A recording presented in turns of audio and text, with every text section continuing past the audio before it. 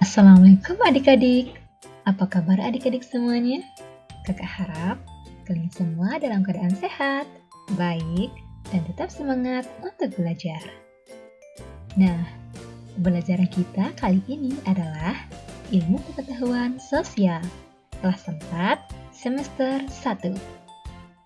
Nah, ayo adik-adik, kita belajar dengan penuh semangat.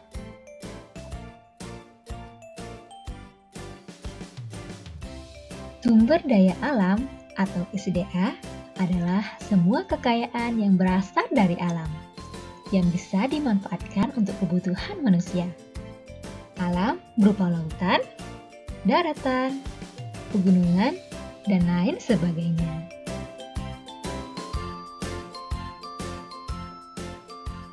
Adapun berbagai macam sumber daya alam. Berdasarkan jenisnya, sumber daya alam dibagi menjadi dua. Yang pertama, sumber daya alam hayati, berarti sumber yang berasal dari makhluk hidup. Contohnya, hewan, tumbuhan, dan mikroba. Nah, yang kedua yaitu sumber daya alam non-hayati. Jika sumber daya alam hayati berasal dari tumbuhan dan hewan, maka sumber daya alam non-hayati berasal dari benda mati atau benda tak hidup. Contohnya, tanah, batuan, dan bahan tambang. Sumber daya alam non-hayati umumnya dimanfaatkan sebagai bahan bangunan dan juga kebutuhan rumah tangga.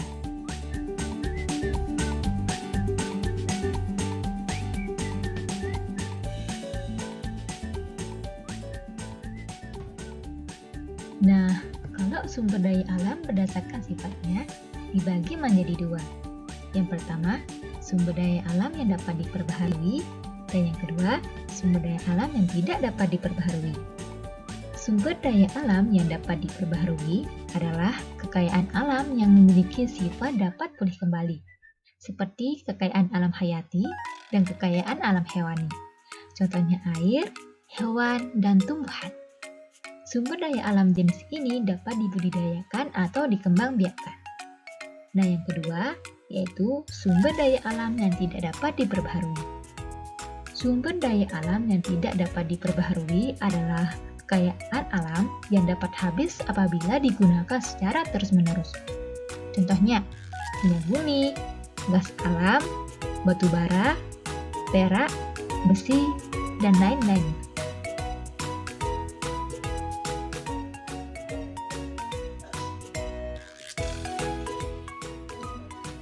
Adapun beberapa cara untuk melestarikan sumber daya alam antara lain, yang pertama, melakukan rehabilitasi atau penanaman kembali hutan yang gundul. Yang kedua, tidak menebang hutan sembarangan dan menerapkan sistem tebang pilih. Yang ketiga, tidak mencemari sumber mata air ataupun mengotori aliran sungai dengan sampah. Yang keempat, tidak menangkap ikan dengan bahan peledak atau pukat harimau. Yang kelima, mengembangbiakkan hewan ternak dan memanfaatkannya dengan baik. Yang keenam, menjaga kesuburan tanah agar tumbuhan bisa tumbuh dengan baik.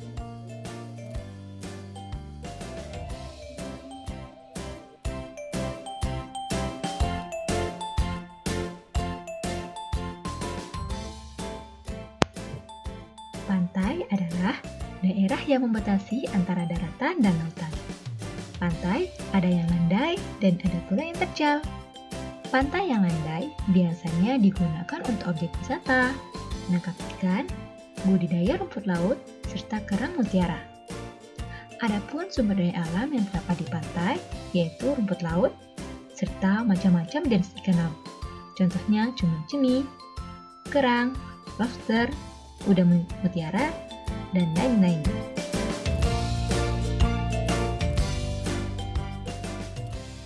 Dataran tinggi adalah permukaan bumi yang ketinggiannya lebih dari 200 meter di atas permukaan laut. Dataran tinggi biasanya dimanfaatkan untuk peristirahatan, objek wisata, dan usaha perkebunan. Nah, adapun ciri-ciri dari dataran tinggi yakni beriklim sejuk, cadangan air cukup banyak, dan area pertanian dibentuk terasering atau sengkedan.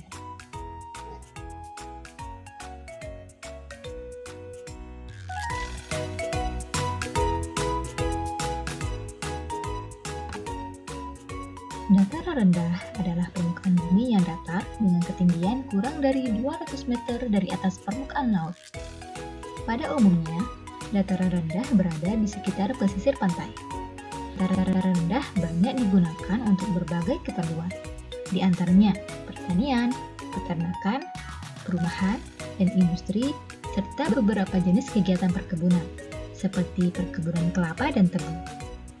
Adapun ciri-cirinya yaitu bersuhu sekitar 23-28 derajat Celcius. Permukaannya relatif datar dan tanahnya subur.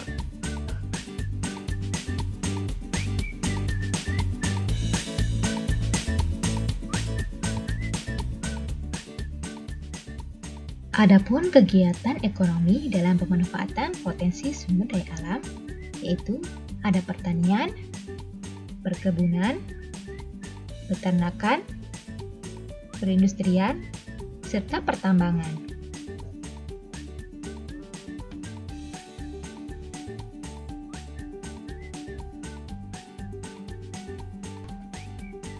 Nah, adik-adik, sekian dulu ya video kali ini. Semoga video ini bisa bermanfaat untuk adik-adik semua. Semangat belajar!